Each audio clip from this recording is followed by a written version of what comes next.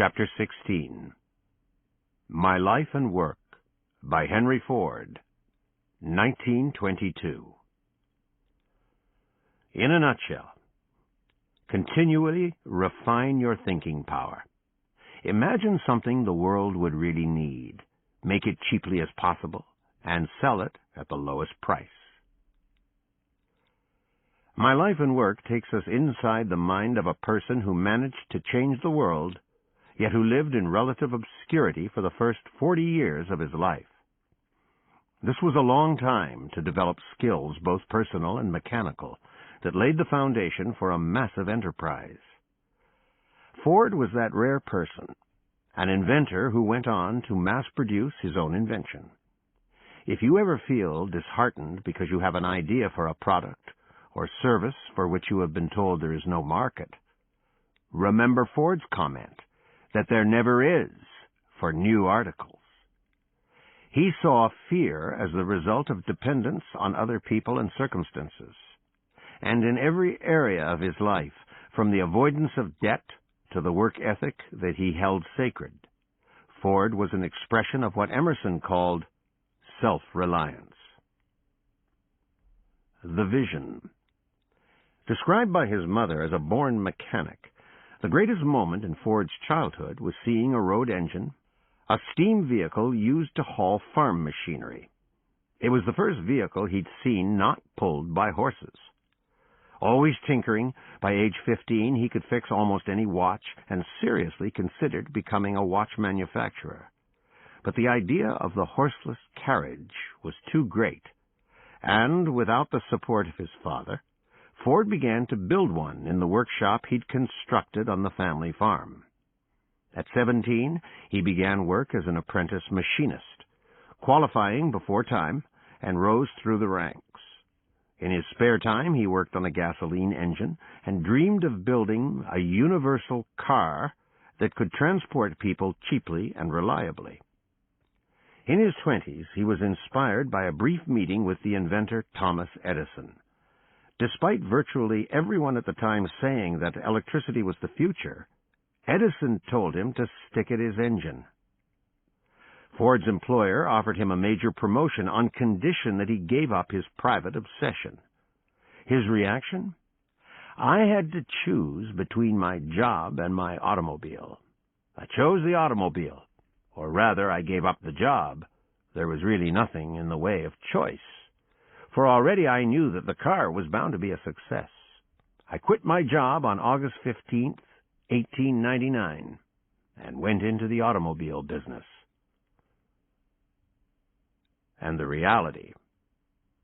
Without personal funds, Ford joined up with a group of investors to form the Detroit Automobile Company. He quickly found that they were more interested in quick profits than engineering a better machine, and after only a year and 20 cars, he resigned. 4 years later, the 40-year-old began the Ford Motor Company. It was capitalized at $100,000, and this time Ford owned a quarter of the stock. Over 1,700 cars were built in the first year of operation, and the Model A gained a reputation for reliability. The second year, giving in to pressure from business associates, Ford brought out 3 models and raised prices. The company sold fewer vehicles. He realized that he had to have ownership in order to have full control, and using income generated from sales, brought his holdings up over 50%, later increased to 100%. In 1908-09, the firm sold over 10,000 cars, and again there was pressure to expand the range. Ford went in exactly the opposite direction.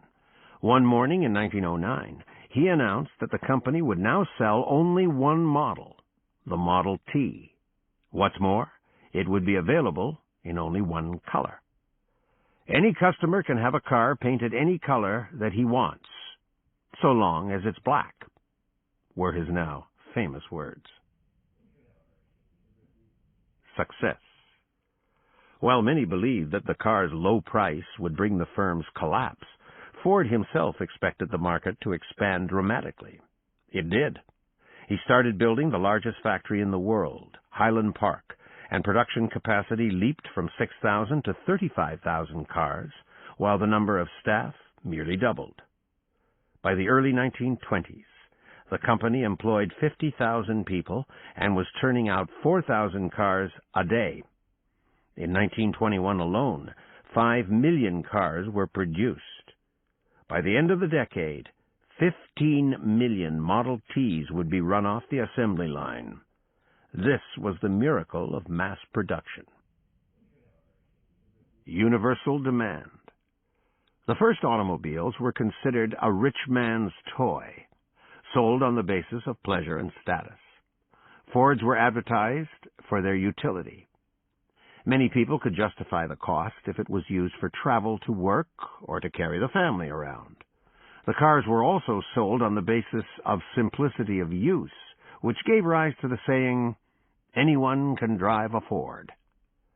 It was price, though, that really made the Model T universal. In 1909-10, it had cost $950. 10 years later, it was selling for $355. How is this possible? Ford abhorred the idea of trying to get the highest price for the car. Instead, his strategy was to base prices on the cost of manufacture.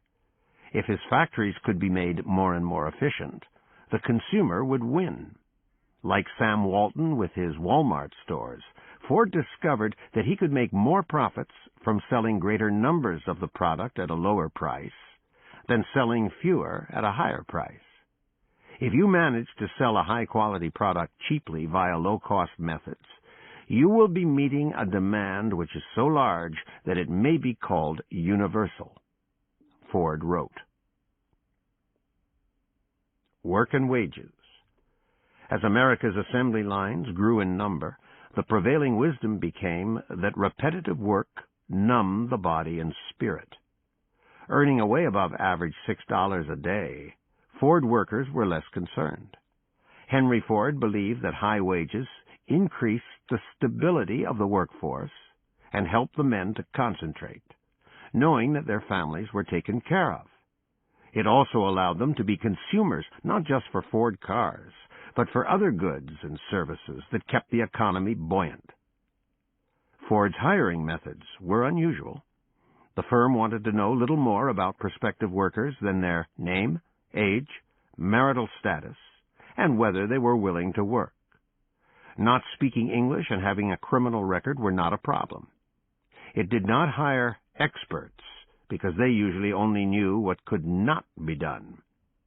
Ford preferred fools who would rush in to tackle problems with an open mind.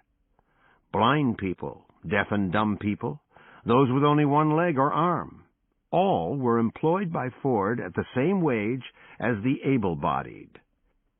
He wrote, "I think that if an industrial institution is to fill its whole role, it ought to be possible for a cross-section of its employees to show about the same proportions as a cross-section of a society in general.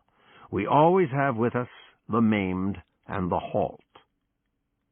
Such an enlightened philosophy is taken for granted now, but it wasn't in the 1920s. The ideal of service. In the early days of the car industry, Ford points out, there was no after-sales service.